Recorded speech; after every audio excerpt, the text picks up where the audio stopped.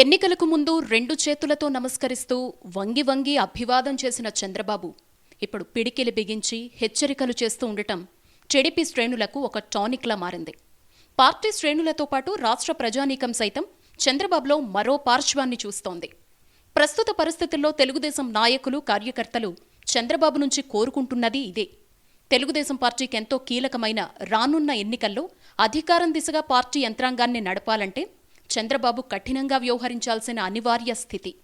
ప్రజావేదిక ధ్వంసం, తన ఇంటి గేటును తాళ్లతో కట్టివేసి బయటకు రాకుండా చేయడం, వరదల సమయంలో ఇంటిని ముంచివేసే ప్రయత్నాలు జరగటం, చట్టసభల్లోనూ బయట కొంతమంది మంత్రులు, శాసనసభ్యులు వ్యక్తిగతంగా విమర్శలకు దిగటం, పలువురు నాయకులు, కార్యకర్తలను అరెస్ట్ చేయడం, పోలీస్ కేసులు పెట్టడం, వివిధ ప్రాంతాల్లో తెలుగుదేశం నాయకులు, కార్యకర్తలు హత్యకు గురికావడం, కొంతమంది అధికారుల అసంబద్ధ ప్రవర్తన, అమరావతి రాజధానిని 3 ముక్కలు చేసే ప్రయత్నం చేయడం, దాని పరిరక్షణ కోసం ఉద్యమిస్తోన్న వారిపై లాఠీచార్జు జరిపి గాయపరచడం, మహిళల పట్ల అమానుషంగా ప్రవర్తించడం, ఇలాంటి ఎన్నో పరిణామాల పట్ల చంద్రబాబు కలత చెందారు.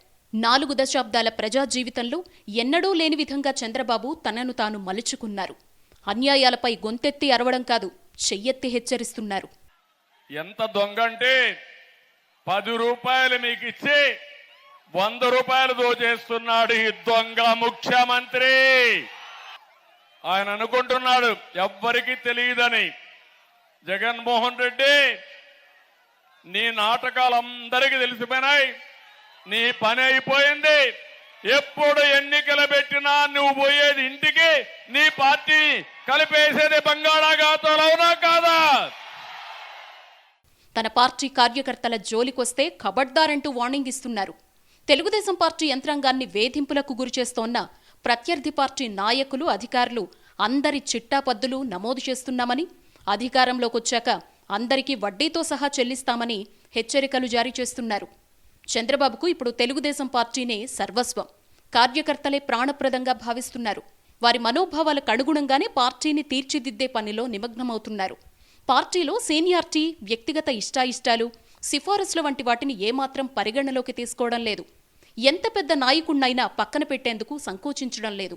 ఎదురొడ్డి పోరాడేవారే బరిలో నిలవండి, లేని పక్షంలో పక్కకు తప్పుకోండంటూ సొంత పార్టీ నాయకులకు కుండబద్దలు కొట్టినట్లు స్పష్టం చేస్తున్నారు.